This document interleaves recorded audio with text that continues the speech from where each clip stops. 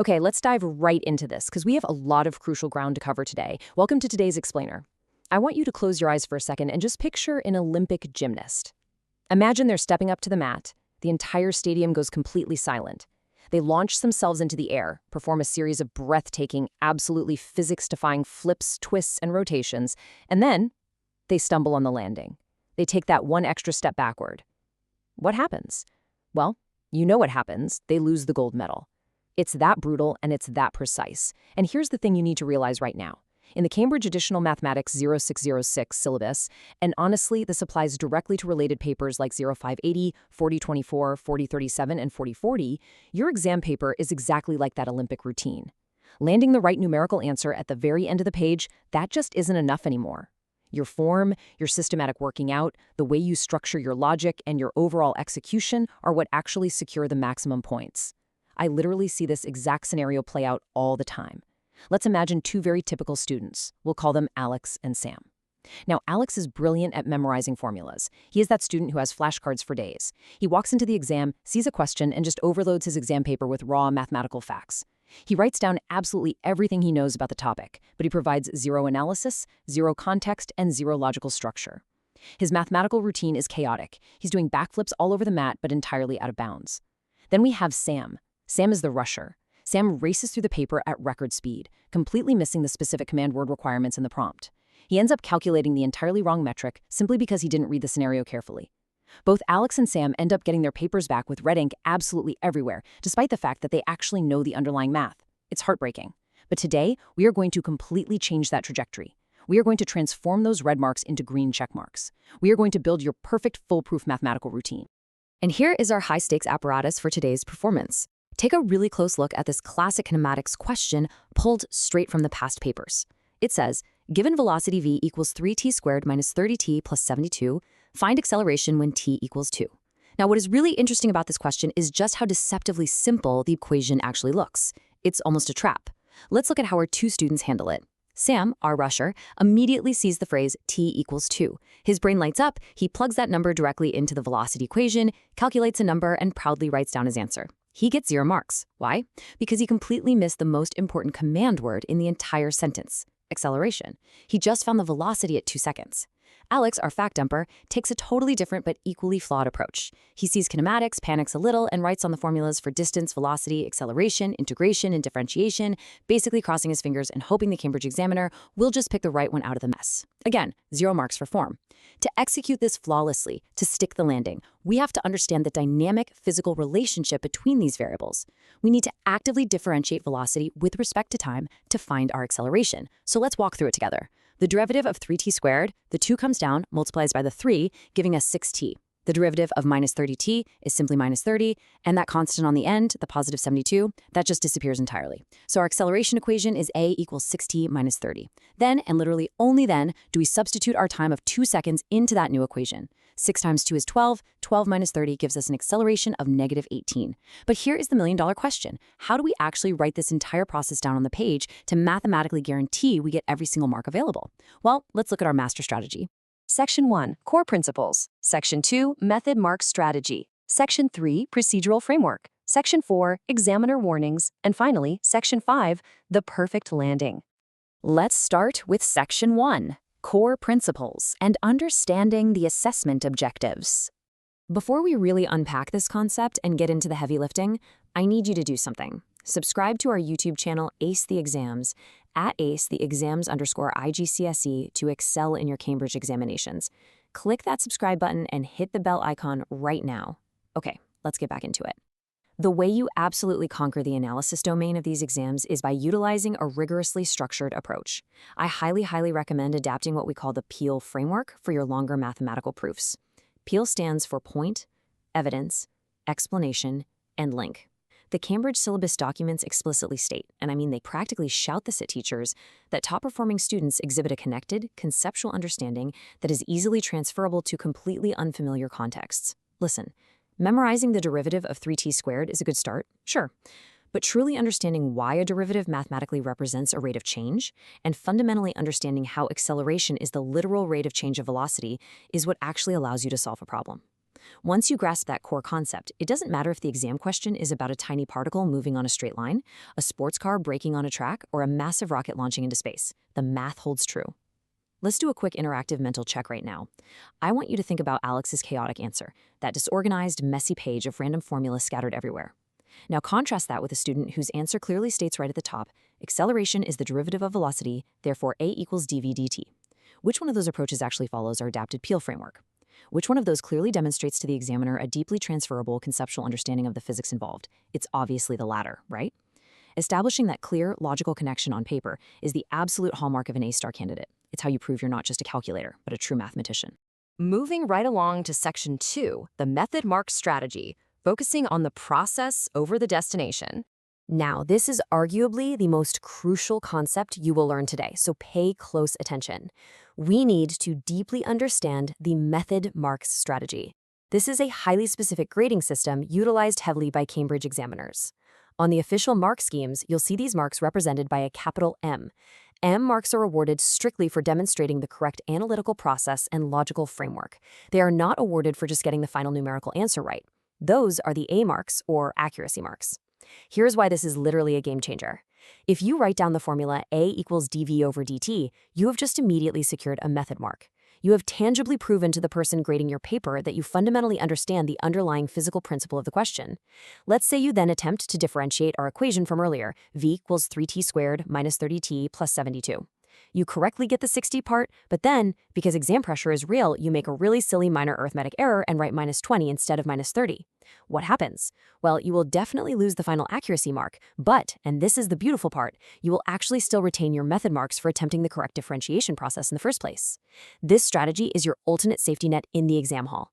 If Alex, our fact dumper from earlier, had just structured his answer logically and clearly indicated his specifically chosen method, rather than scattering a dozen random formulas all over the page, he would have picked up vital method marks even if his final calculation was totally wrong.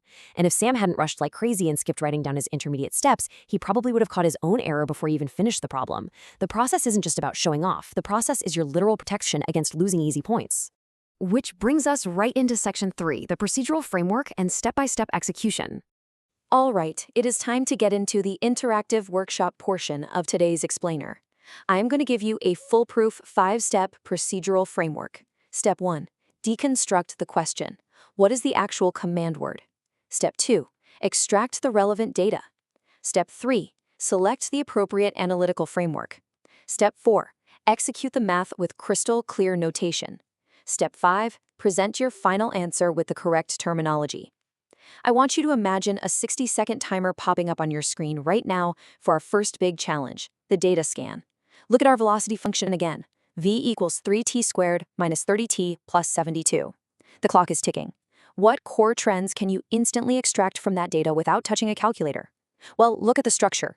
It's a quadratic equation, right? That means it physically forms a parabola on a graph. Because the leading coefficient, the number in front of the t squared, is a positive 3, we know for a fact it's a U-shaped parabola. What does that tell us about the real-world scenario? It tells us that the velocity of this object decreases, hits a minimum point at the bottom of the U, and then starts to increase again. Therefore, the acceleration, which is simply the mathematical gradient or slope of this exact curve, is going to start off negative, it's going to pass right through 0 at the minimum point, and then it's going to become positive. By simply extracting this visual trend from the raw data before you even do a single drop of calculus, you have already built an incredibly strong intuition for what your final answer should look like. This, right here, is what separates your average everyday math students from top-tier exam strategists. Think back to a few minutes ago. When we manually executed the math, we found that the acceleration at t equals 2 was negative 18. Based on our data scan, that makes perfect logical sense, doesn't it? Because 2 seconds is very early in the timeline, which means we are still on the initial, downward-sloping left side of that U-shaped parabola. The slope is negative, so the acceleration must be negative. It all connects perfectly. Now, I know that under the intense pressure and anxiety of real exam conditions, it is incredibly easy to just freeze up and forget these steps. So I am giving you a highly effective memory hack right now. Create a custom mnemonic using the first letters of those 5 procedural terms: deconstruct, extract, select, execute, present. DESEP. You could use something like, does every student excel properly? Or honestly, just make up your own. Whatever bizarre phrase helps you permanently lock this sequential framework into your brain. Okay, gear up for challenge 2. Find the flaw. I am mentally putting a heavily flawed paragraph right in front of you. Listen closely to what Sam wrote on his paper. The velocity is 3t squared minus 30t plus 72. I put in 2 for t and got 24, so the acceleration is 24. Your 60-second timer is ticking right now. Find the flaw. Where exactly did Sam just bleed marks? Quick, think about our 5 steps. Stop scrolling, subscribe to our YouTube channel, Ace the Exams at acetheexams_IGCSE to excel in your Cambridge examinations.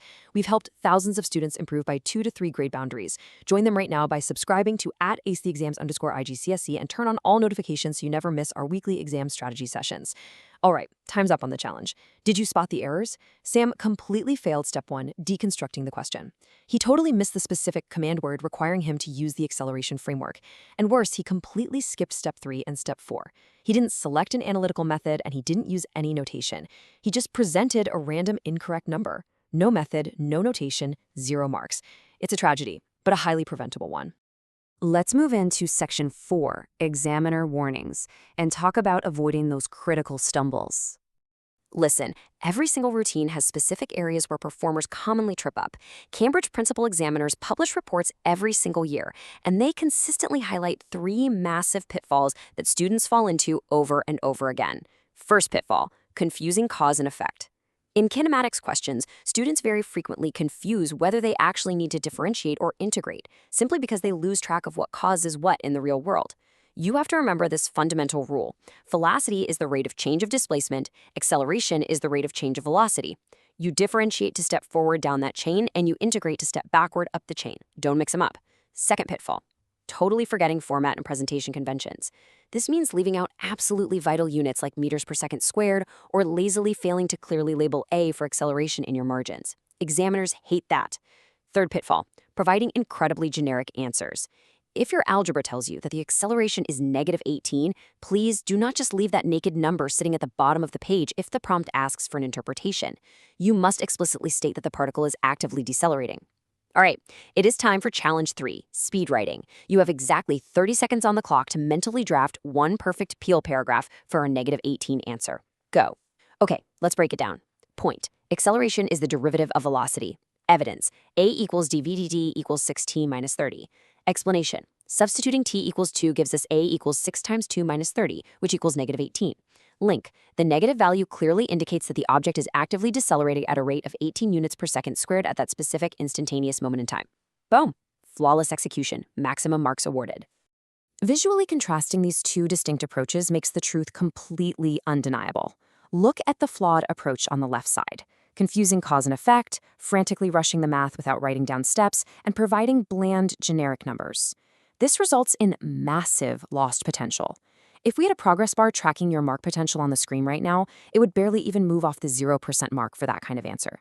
But look over at the systematic analysis on the right. Doing it this way shoots that exact same mark potential bar all the way up to a guaranteed 100%. Why? Because every single logical step is clearly, undeniably justified to the examiner. The abstract mathematics are explicitly, thoughtfully linked directly back to the physical, real-world scenario of that moving object. This type of systematic processing forces you to follow a highly standardized sequence of events.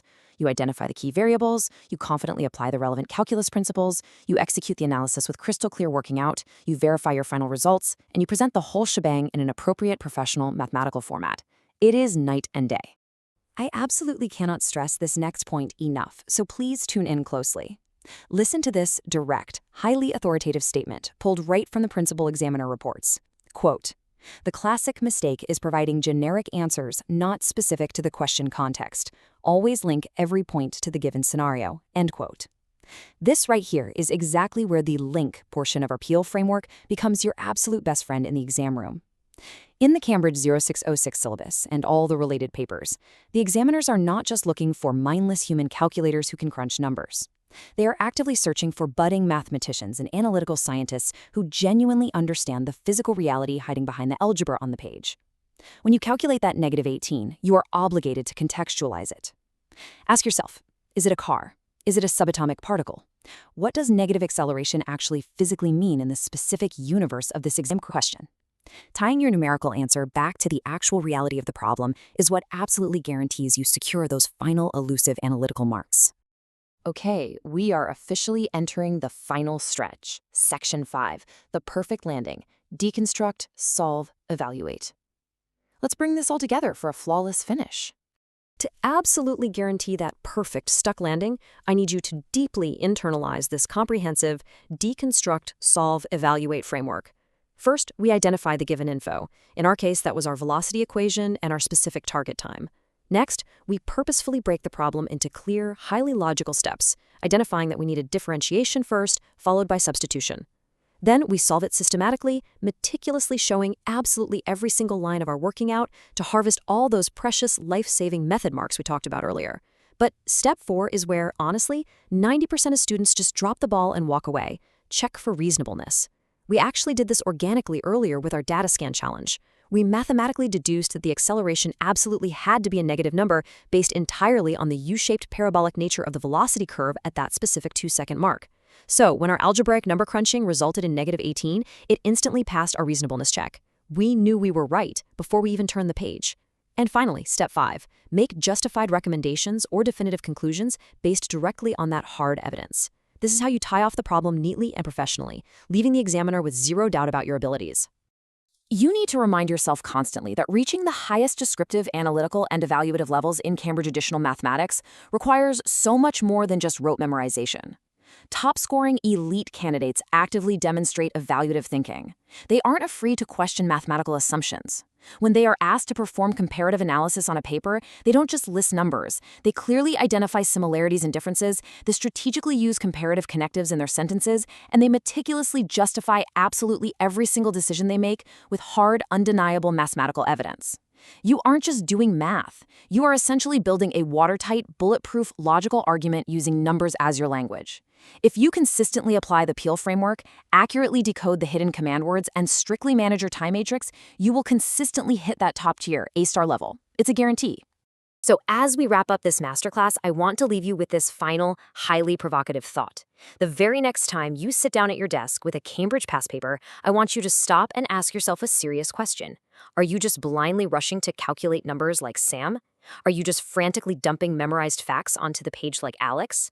Or are you a true exam strategist, meticulously executing a flawless mathematical routine where every single sentence, every single equation, and every single variable is a graceful, perfectly calculated step toward maximum marks? Students who implement these mathematics strategies see an average improvement of 2 grade boundaries, but only if they practice consistently with our weekly videos.